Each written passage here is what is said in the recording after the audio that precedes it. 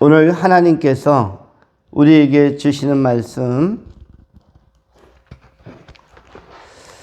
요한복음 7장 6절로 9절의 말씀입니다.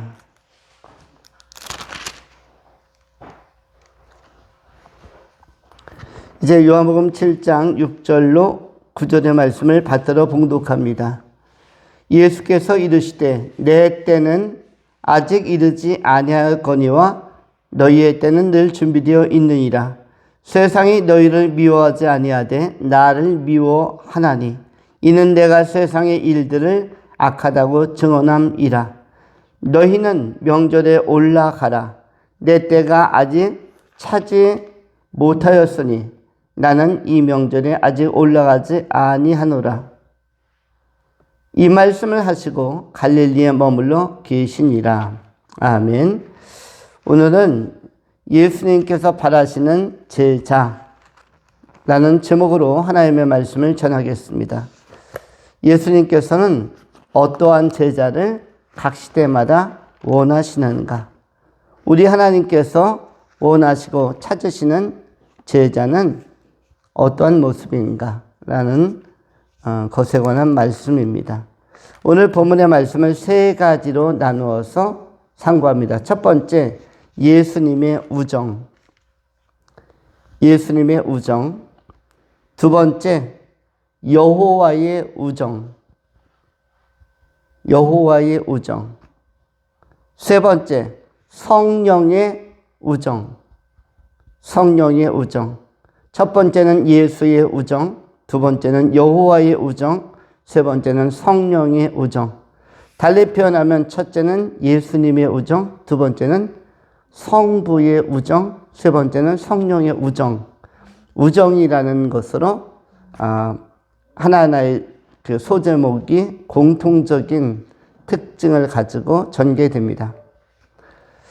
우정 끝에 뭐가 생긴다? 제자가 생겼다는 것입니다. 우정 끝에 누가 만들어졌다? 제자가 만들어졌고, 우정 끝에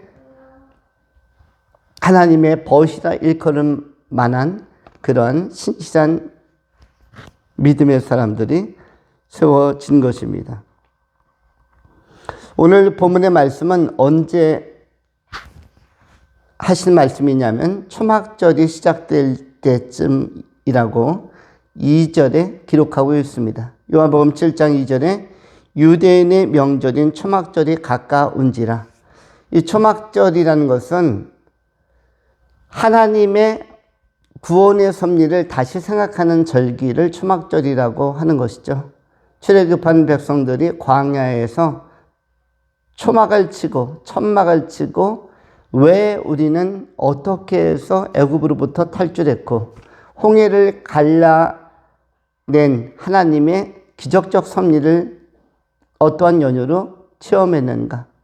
그리고 이러한 간증과 감격을 이 광야에서 어떻게 잊지 않고 가슴에 새기며 저 가나안 땅, 요단강을 넘어 가나안 땅까지 가지고 갈 것인가? 그리고 가나안을 딛고 영원하신 하나님의 나라까지 가져갈 것인가? 그것을 잊지 않게 하기 위하여 영적 감각을 항상 최고조로 끌어올리기 위하여 초막절을 지킨 것입니다. 초막절은 헬라어로 스케노페기아라고 합니다. 스케노페기아. 이것은 두 단어의 합성어인데 첫 번째는 스캐너라는 단어, 천막, 스캐너, 천막이라는 단어와 두 번째는 페그니미라는 세우다, 페그니미는 세움, 반듯하게 만들다, 설립하다, 세우다. 이게 페그니미인데 스캐너 더하기 페그니미, 천막을 세우다입니다. 우리도 인생의 천막을 수시로 쳐야만 하는 것입니다. 우리도 처음 은혜 받았던 시기로부터 인생이 10년, 20년, 30년, 40년 흐르다 보면 영적 천막을 다시 쳐야 되는 시점이 반드시 옵니다. 첫 사랑을 잊어버리고 첫 은혜를 잊어버리고 신앙의 순수성을 잃어버리고 다른 데 관심이 있거나 다른 것에 우선순위를 빼앗길 때가 너무나 많기 때문입니다.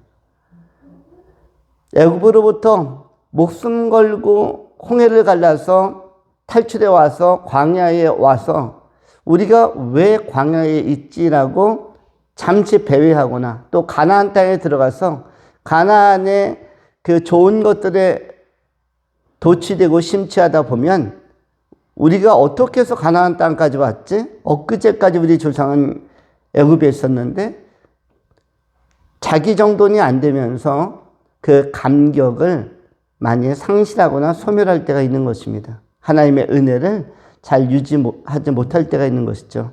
그래서 이것을 재현하고 그 은혜를 잊지 않게 하기 위하여 초막절기를 지킨 것입니다.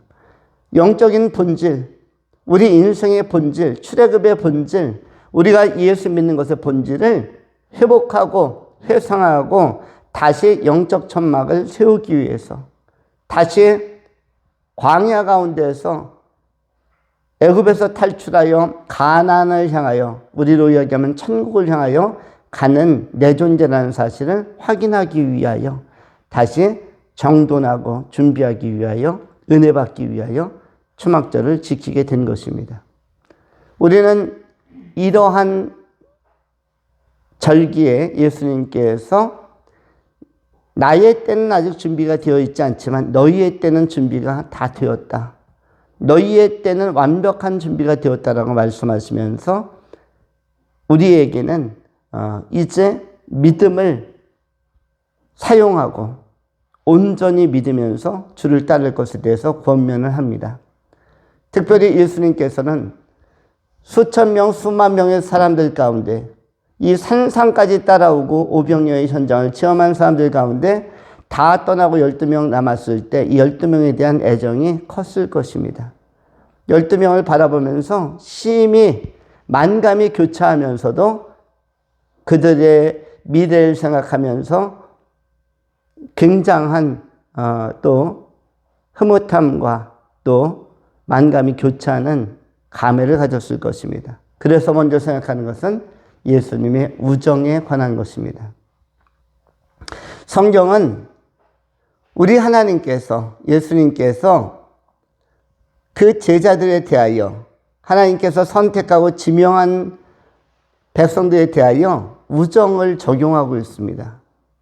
어떻게 보면 애정이라기보다 하나님께서 그 백성과 그 제자들을 선택하고 관계성을 유지하면서 사용한 호칭은 애정적 표현이라기보다는 우정적 측면의 사랑이 더 강하게 강조되고 있습니다. 요한복음 15장에서도 예수님께서는 15장 14절에 이렇게 기록을 했습니다. 너희는 내가 명하는 대로 행하면 곧 나의 친구라. 이제부터는 너희를 종이라 하지 아니하리니 종은 주인이 하는 것을 알지 못함이라. 너희를 친구라 하였노니 내가 내 아버지께 들은 것을 다 너희에게 친구들에게 알게 하였습니다. 친구란 표현을 쓰고 있습니다. 14절에도 친구, 15절에도 친구. 너희는 내가 명하는 대로 행하면 곧 나의 친구라고 선언하고 있습니다. 친구란 단어를 거듭해서 반복해서 쓰고 있는 것은 우리 주 예수님께서 우리에게 보여주는 우정의 깊이, 그 사랑이 우정의 형태로, 동역자의 형태로, 동료의 형태로 나타나고 있다는 것을 알려주는 것입니다. 16절에서는 너희가 나를 택한 것이 아니요 내가 너희를 택하여 세웠나니 이는 너희로 가서 열매를 맺게 하고 또 너희 열매가 항상 있게 하여 내 이름으로 아버지께 무엇을 구하든지 다 받게 하려 함이니라. 친구들에게 어떤 말씀을 주셨습니까? 친구들이여 너희가 나를 택한 것이 아니다. 친구여 내가 친구된 너희를 택했다. 예수님께서 이렇게 말씀하신 것입니다. 이 친구란 단어를 통해서 우리는 예수님의 우정적 차원의 사랑을 생각하는 것입니다. 예수님께서는 우정적 차원의 사랑으로 그 제자들을 벌처럼 대하셨고 그리고 평생에 예수님의 공생의 기간에 가장 친밀함을 나누는 가족 같은 공동체가 바로 이 제자들이었습니다. 그런데 예수님의 이 우정은 제자들에게는 오늘날 현재 이 시점에서 어떻게 작용하고 있는가? 지금 예수님이 부활 승천하셨고 제자들도 세상을 떠나 부활한 상태입니다. 하나님 나라에 들어간 상태이죠. 지상에서 동고동락하며 여러 사건을 같이 경험하고 전도도 하며 또 애환을 같이 겪었던, 그리고 에피소드도 많았던 베드로가 3번 부인할 때의 에피소드도 있었을 것이고, 또 마가가 제사장과 로마 병정들과 군인들이 예수 겟세마네 동산에 쫓아오니까 마가가 입을 뒤집어 쓰고 있다가 도망가기도 하고, 혼입을 덮고 있다가 벗어 제끼고 도망갔다고 표현되어 있죠. 이른바 그야말로 너무 더워서 팬티만 입고 왔다가 이불을 쓰고 있다가 이불을 벗어 던지고 도주한 마가, 그리고 의심 많았던 도마, 이런 사람들이 하나님의 영광의 나라에 들어가서 하나님의 나라에서 지금 예수님과 얼마나 다정하고 얼마나 친밀하게 영광을 누리고 있겠습니까? 예수님과 지상적 우정과 지상적 연대와 결속, 지상적 공감을 같이 했던, 동고동락했던 이 제자들이, 지상에서는 사도라 일컬음을 받는 그들이 하나님의 나라에서는, 천국에서는 예수님의 가장 좋은 친구로, 가장 좋은 벗으로 현재 그리고 영원히 함께하고 있으며 그 영광에 참여하고 있는 것입니다. 천국에서 가장 큰 자들의 반열에 누가 들어가 있습니까? 두말할 것도 없이 예수님의 이 제자들이, 12제자들이, 가룟 유다를 제외한 바울이나 마띠아가 들어간 12제자의 그룹이 가장 친밀한 예수님의 벗으로 구원받은 영광스러운 성도로 주의 보좌 앞에 서 있을 것입니다. 그리고 그들의 삶은 가장 풍성한, 지상에서부터 예수님과 다정한 눈빛을 교환했던, 친밀감을 공유했던 이 제자들이, 베드로와 요한과 야고보와 그리고 12제자 또 바울에 이르기까지, 이들이 예수님과 지금쯤 천상에서 얼마나 행복하고 얼마나 풍성하고 얼마나 다정하고 충만한 시간을 누리고 있겠습니까? 그리고 그들 상호 안에서 주마간산처럼 지나가는, 파노라마처럼 지나가는 지상에서의 옛 전도사역, 선교사역, 처음에 제자로 부르심을 받았을 때 철없던 시절, 예수님의 기적을 보고 놀랐던 시절, 십자가에 못 박히는 걸 보고 암울해했던 시절, 그리고 디베라 바닷가에 가서 다시 부활하신 예수님을 만났던 시간들, 또 예수님께서 승천하기까지의 40일 동안 함께 했던 그 짧고 짜릿했던 시간들, 이런 모든 것들을 영화처럼 그리고 꿈처럼 꿈결처럼 생각하며 회상하면서 지금 너무나 예수님과 이 제자들의 그 관계는 풍성하고 또 풍성하며 친밀하고 또 친밀해서 이루 형용할 수 없는 영광스러운 교제가 예수님과 제자들 사이에 활발하게 이루어지고 있을 것입니다. 이러한 차원에서 제자들에게 나타난 예수님의 사랑은 우정적 차원에서 우리가 고려해 볼 필요가 있습니다. 이 땅 속에서도 우리는 예수님의 벗으로서 정말 우리의 좋은 친구 되신 예수님과 보다 친밀함을 가지고 동행할 필요가 있는 것입니다. 이전보다 우리 구주 예수를 더 친밀하게 따르고 예수 그리스도와 모든 것을 함께하는 귀한 성도님들이 다 될 수 있기를 축원합니다. 두 번째로 여호와의 우정에 관한 것입니다. 달리 표현하면 성부의 우정이라고 할 수가 있습니다. 성자에게도 우정이 있었다면 성부 하나님에게도 역시 우정은 있었다.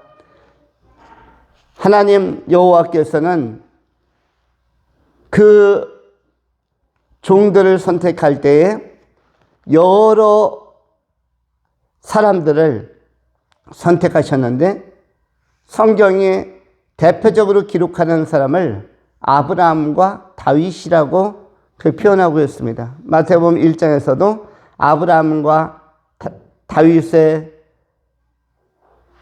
계보를 소개하고 있습니다. 아브라함과 다윗의 자손 예수 그리스도의 세계라 이렇게 선언하면서 마태복음도 시작하고 마가복음도 시작을 하고 있습니다. 아브라함은 어떠한 측면에서 하나님께 여호와께 감동을 드렸기에 하나님께서 아브라함을 보고 친구라고 했을까요?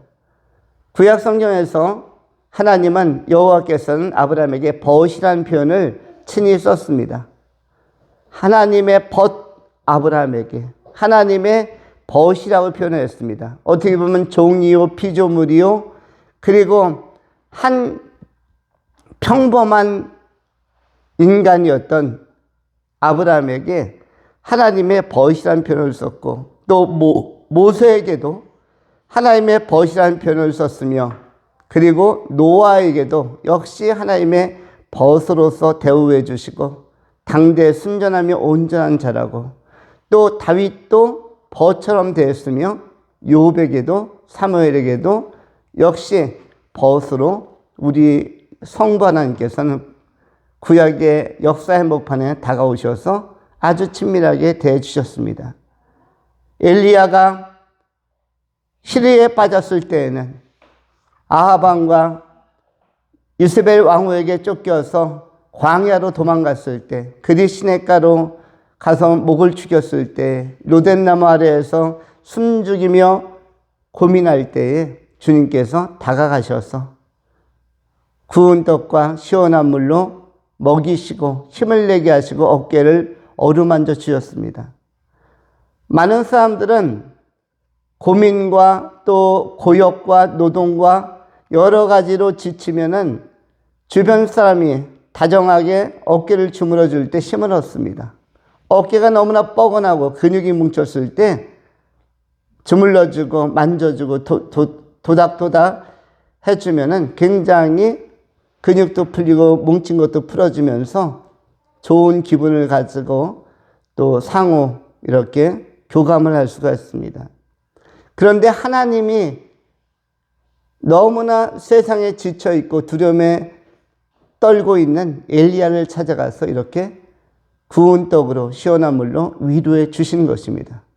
때로는 까마귀를 동원하기도 하고 때로는 여러 인간과 상황들을 동원하기도 하시지만 그러나 찾아가시는 분은 위로하시는 분은 여호와 하나님이셨습니다.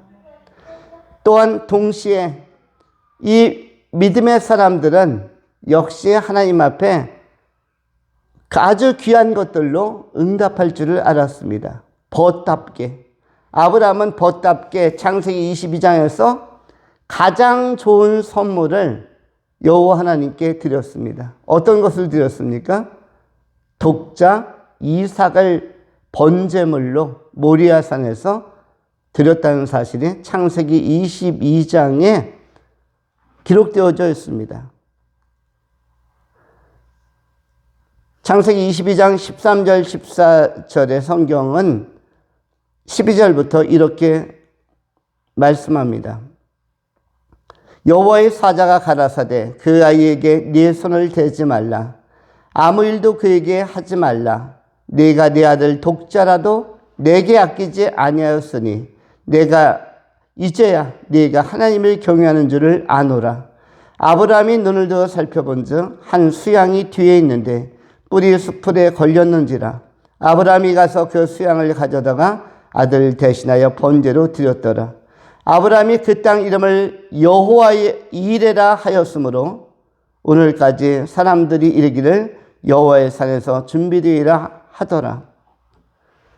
아들 독자 귀하게 얻은 독자 이삭을 아낌없이 주저함 없이 하나님께 드렸습니다. 하나님이 이때 감동을 받으셨습니다.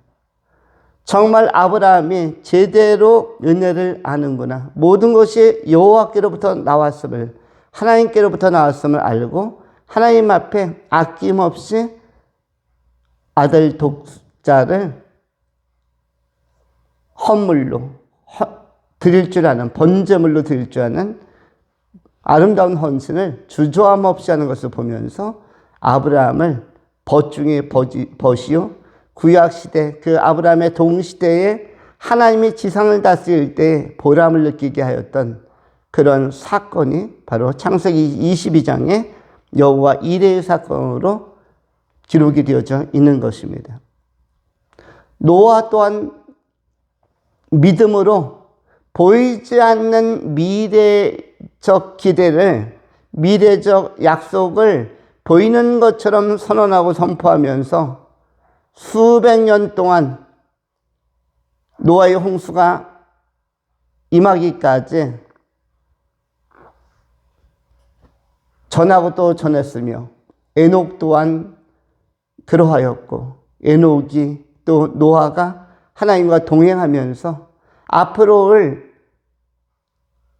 큰 홍수를 예견하고 하나님의 말씀을 따라 노아의 방주를 만들어 갑니다. 무려 120년 가까운 시간, 100년이 넘는 시간을 다른 사람들의 평가와 조소와 그리고 실수에도 불구하고 도대체 저 사람 노아는 뭐 하는 거야? 저 산꼭대기에 매일 올라가서.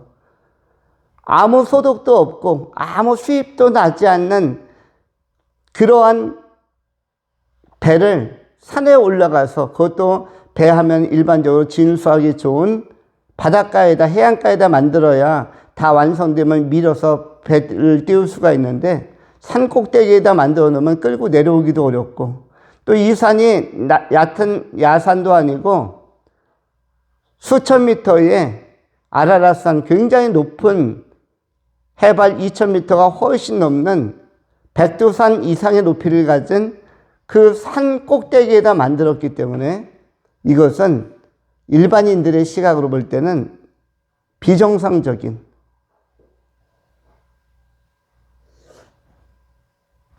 요즘 사람들이 많이 쓰는 사이코와 같은 정상적이지 않은 행위를 1년도 아니고 2년도 아니고 10년도 아니고 20년도 아니고 50년도 아니고 100년이 넘게 120년 가까운 세월을 이 방주를 짓는데 전력투구를 했습니다. 거기에다가 자기만 가서 한 것이 아닙니다.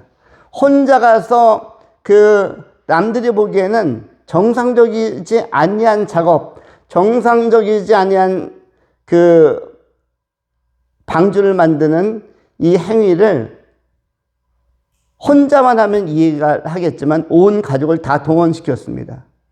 아내도, 그리고 세 아들도, 세 며느리도 다 나와서 50년이 되든 100년이 되든 완성될 때까지 만들자. 그때까지 만드는 과정에서 날씨는 좋았고 청명했으며 구름 한 점 없는, 비라고는 본 일도 없었거니와 비가 내릴 것을 예견할 수 없는 그런 상황 속에서 무엇을 가지고? 믿음을 가지고 삶의 과정을 헌신으로 드린 것입니다. 그들에게는 확신이 있었던 것이죠. 하나님의 말씀을 굳게 붙드는 이 말씀에 대한 헌신, 또 삶의 과정을 하나님의 인도하심을 따라서 이거 만들다가 완성도 못 보고 내가 죽으면 어떻게 되나 이런 의심을 하지 않았습니다. 이것이 완성되면 그때 하나님의 예언을 따라, 약속하신 말씀을 따라 홍수가 내릴 것이다. 지구 전체를 뒤엎는 거대한 홍수가 올 것이다. 이것을 믿음으로 바라보았던, 과정에 대한 헌신이 있었고 약속에 대한 헌신이 있었던 사람이 바로 노아였습니다. 이러한 노아를 하나님은 또한 은혜를 입은 사람, 순전한 사람, 당대에 정말 아름답고 온전한 사람으로 평가해 주신 것입니다. 역시 노아의 시대에 노아는 하나님의 벗이었고 여호와의 친구였고 그리고 든든한 교제의 대상이 된 것입니다. 아브라함도 모세도 노아도 또한 다윗은 여호와께서 성막에 거하는 것이 아까 얘기했던 천막, 스케노페기아, 이 초막에 거하는 것이 너무나 마음이 아파서 안타까워서 성전을 건축해야겠다는 결단을 하게 되어집니다. 누구를 위하여?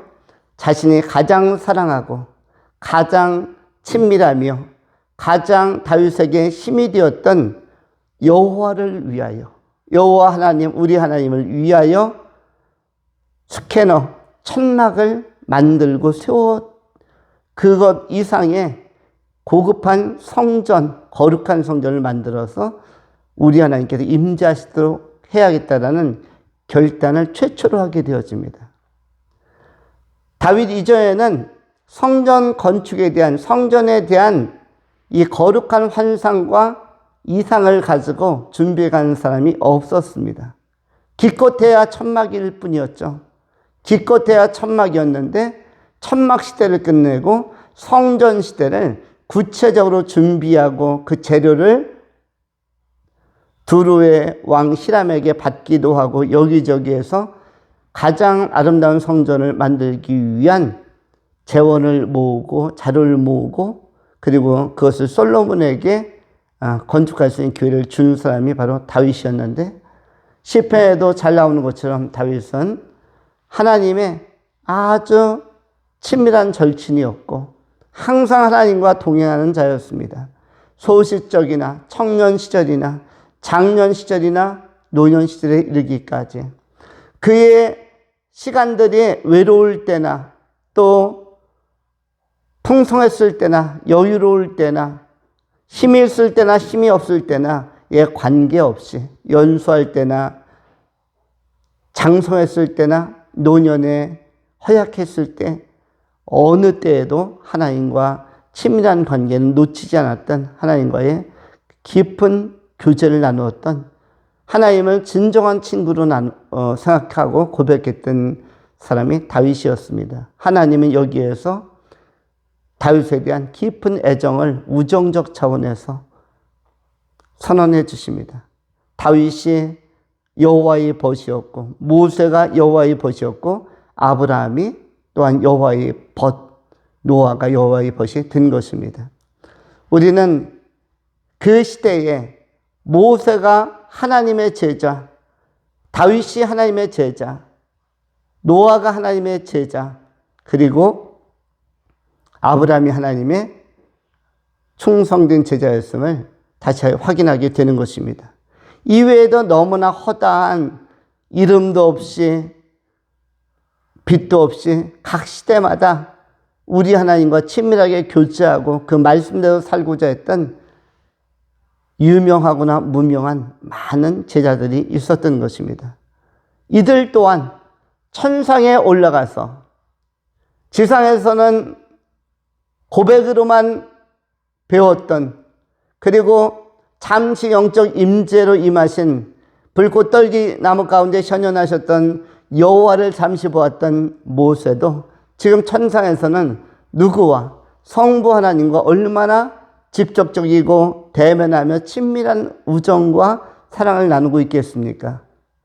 아브라함이 모세가 그토록 보고 싶어 했던 여호와 하나님과 다윗이 그토록 갈망했던 다니엘이 그토록 찾고 의지했던 여호와 하나님과 얼마나 풍성하고 충만한 우정과 우위를 나누고 있겠습니까? 그 기쁨은 이루 말할 수가 없을 것입니다. 구약시대에 믿음의 선배들이 여호와 하나님과 신실하신 주님과 동행하면서 우정과 친밀감을 나눈 것처럼 오늘 이 시대를 사는 우리 또한 성부 하나님과의 풍성한 교제를 예수 그리스도 안에서 누리고 또한 갖고 가야 할 것입니다. 믿음의 선진들이 아름다운 것들을 아낌없이 헌신한 것처럼 우리 또한 우리의 삶의 과정들을 우리 하나님께, 전능하신 하나님께, 우리를 사랑하신 하나님께, 우리를 택하시고 지명하여 부르신 하나님께 또한 드리면서 남은 생을 살아가실 수 있기를 축원합니다. 마지막으로 세 번째, 성령의 우정. 성령은 어느 시대에 임하시는 하나님이시냐면 오늘 이 시대에 살아서 역사하시는 하나님이십니다. 예수님의 시대에 예수님께서 십자가를 지시고 인류를 더 대속하시며 부활하신 이후에 성령께서 오셨습니다. 성령은 오시고 나서 교회의 시대를 열으셨고 선교의 시대를 열으셨으며 전도의 시대를 여셨고, 그리고 오늘날 만민을 구원하기 위하여 구원의 열정을 가지고 믿음의 사람들을 세워가시며 믿음의 공동체와 교회를 세워가시고 그 가운데서 예배를 역사하시고 생명의 충만함 안에서 오늘날 이 현세대를 다스리시고 통치하고 계십니다. 구약시대에 아브라함이, 다윗이, 모세가 하나님과 교감하고 여호와 하나님과 교제하였다면, 예수님이 이 땅에 오셨을 때 베드로와 요한과 야고보가 그리고 빌립이 여러 제자들이 예수님과 교감하고 교제하였다면, 오늘 이 시대에 우리는 바울의 후예로 성령의 사람이 되어서 누구와 직접적으로 교제할 수가 있겠습니까? 성령은 지금 이 땅에 와 계신 하나님이십니다. 이 땅에 오시고 나서 이 땅을 떠나지 아니하시고 온 천하 만민들 가운데 역사하시고 모든 교회 가운데 역사하시며 모든 그리스도인 가운데 힘있게 역사하십니다. 지금 나에게, 우리에게, 우리의 교회에, 우리의 예배에, 우리의 삶의 여정과 활동 영역에 역사하시는 분이 누구시다? 성령 하나님이십니다. 이 성령 하나님과 누구와의 우정이 깊어져야 하겠습니까? 바로 나와의 우정, 우리와의 우정, 우리 교회와의 우정, 우리 가정과의 우정, 내 인생과의 우정, 이것이 깊어져 가야 할 것입니다. 예수님께서도 지상에 오셨을 때는 성령의 인도함을 강하게 받으셨습니다. 마태복음 3장에도 예수님께서 성령의 임하심을 비둘기처럼 보았다라고 말씀하고 있습니다. 마태복음 3장 16절에 성경이 이렇게 기록을 합니다.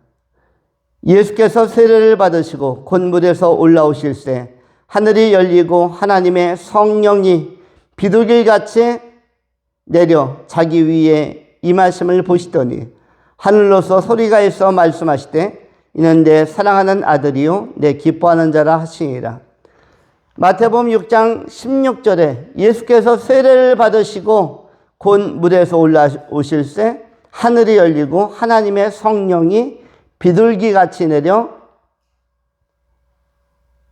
자기 위에 임하심을 보시더니, 예수 위에 임하심을 보시더니 하늘로서 소리가 있어 말씀하시되 이는 내 사랑하는 아들이요 내 기뻐하는 자라 하시니라. 또한 마태복음 4장 1절에 바로 다음 절에 그때 예수께서 성령에 이끌려 마귀에게 시험을 받으러 광야로 가사 밤낮으로 기도하셨다. 40일을 밤낮으로 금식하시며 기도하셨다는 표현이 이어지고 있습니다.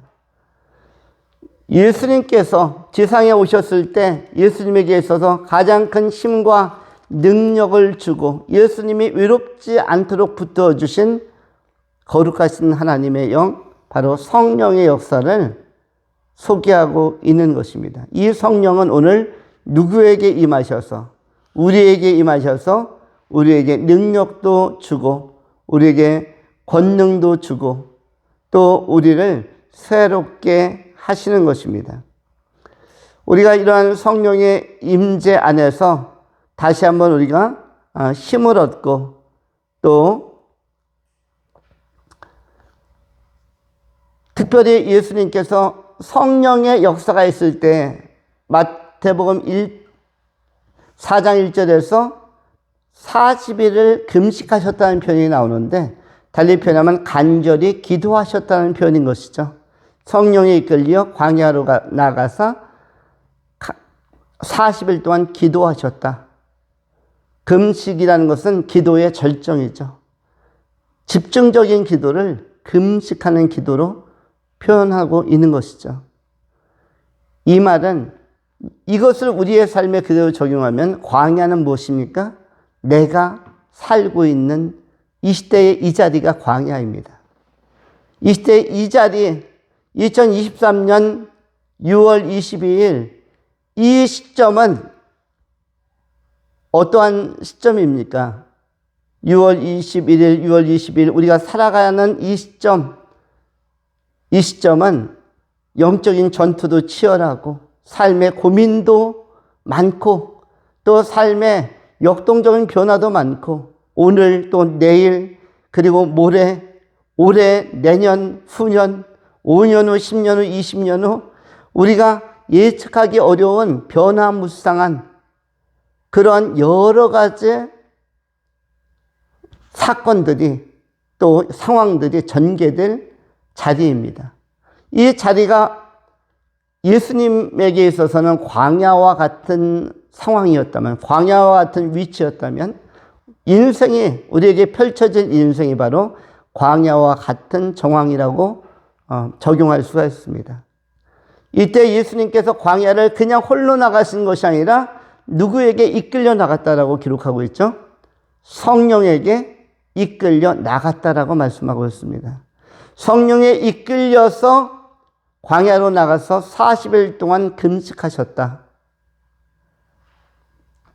그렇다면 우리의 인생이 앞으로 이 광야 같은 상황 속에서 전개될, 지금 초현대적 상황은 세계적으로도 국제 정세적으로도 극도의 냉전 시대, 그리고 인구 절벽을 맞이하면서 또 자원의 고갈과 여러 가지 원자재들의 감소와 크고 작은 국제적, 경제적, 정치적, 군사적 역학관계 안에서 만만치 않은 광야와 같은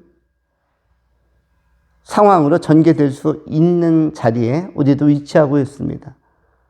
이때에 예수님께서 성령에 이끌린 것처럼, 그리고 40일간 기도하신 것처럼 우리 또한 여러분의 생애가 앞으로 주어진 시간 안에서 누구를 의지하며, 성령을 의지하며, 의지하는 방식이 무엇이죠? 믿음으로 기도하는 것입니다.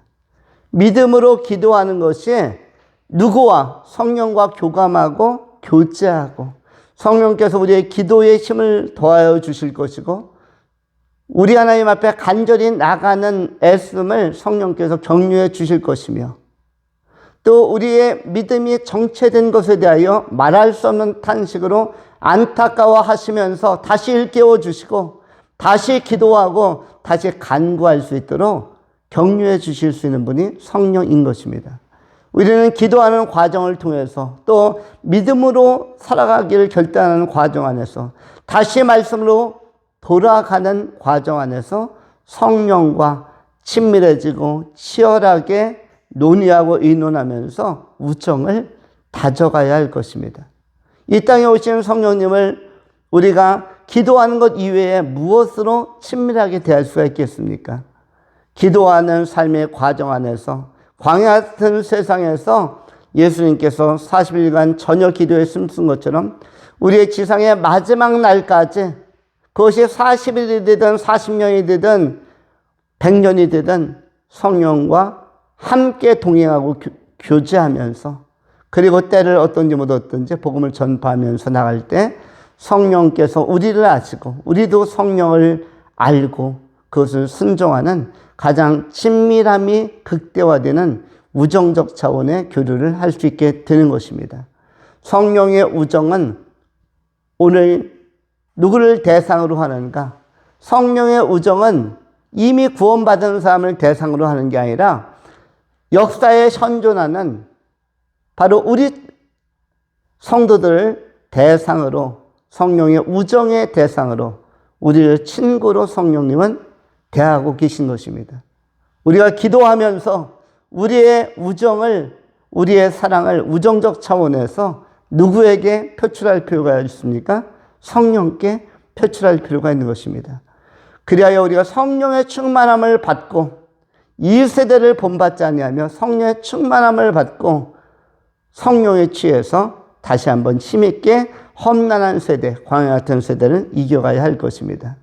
그리고 우리 주님의 오심을 예비하고 성령으로 충만한 삶, 성령의 열매 맺는 삶을 삶으로 말미암아 우리가 하나님의 나라에 들어갔을 때 성령 하나님을 우리가 가시적으로 대면하게 될 때 참으로 네가 기도하더니, 참으로 믿음으로 살더니, 내가 주춤주춤하다가 어느 날 순간부터 마음 먹고 기도하고 마음 잡고 말씀을 가까이 하더니, 마음 잡고 예배 제대로 하더니 네가 이렇게 아름다운 모습으로 천국에 들어왔구나. 성령의 위로하심이 우리에게 충만하게 임하는 그날이 도래할 때까지, 지상의 마지막 날까지 우리 성령을 기쁘시게 하여야 되는 삶을 우리가 살아가야 할 것입니다. 믿음으로 예수 그리스도 안에서 기도하면서 성령의 충만함을 받고 그 권능으로 승리하는, 그리고 성령의 열매를 맺어가는 귀한 성도님들이 다 될 수 있기를 축원합니다. 이러한 사람들이 바로 예수님께서 바라시는 제자, 성령께서 바라시는 제자, 하나님께서 바라시는 제자들인 것입니다. 기도하겠습니다. 할렐루야. 자비하신 하나님 감사합니다. 오늘날 각 시대마다 우리 하나님께서 지상에 임하셨을 때 삼일체 하나님께서 구약 시대에 만나 주었던 성도들, 아브라함이든 모세든 다윗이든 사무엘이든 신실했던 종들, 그리고 예수님께서 이 땅에 오셨을 때 선택했던 12 제자와 바울을 포함하여 마띠아를 포함하여 신실했던 제자들과의 하나님 나라에서의 재회가 특별하고 새로운 것 같이 오늘 이 시대의 성령 하나님께서 그 제자로 불러주신 것이 바로 우리 자신이요, 이 시대의 교회요, 이 시대의 참된 성도들인 줄 우리가 알고, 이 땅에 성령께서 오셨을 때에 우리가 극진하게 성령을 높이고 존중하며 그러한 방식의 기도로, 또 순종으로, 또 예배의 집중으로, 또 증거로 나타날 수 있도록 우리를 복음 안에 자유한 사람들로, 자유한 믿음의 종들로 세워주시고 권능 있는 제자들로 삼아주시기를 구하나이다. 성부, 성자, 성령 하나님의 임재로 말미암아 충만하여 이 땅 속에서도 성령의 열매를 맺을 뿐만 아니라 하나님의 나라에서 성령님의 특별한 사랑과 그 친밀감을 확인해 가는 그런 아름다운 믿음의 종들 다 되게 하여 주시옵소서. 감사와 존귀와 찬양을 올려드리오며 인내하시는 우리 구주 예수 그리스도의 이름으로 축복하며 기도하옵나이다. 아멘.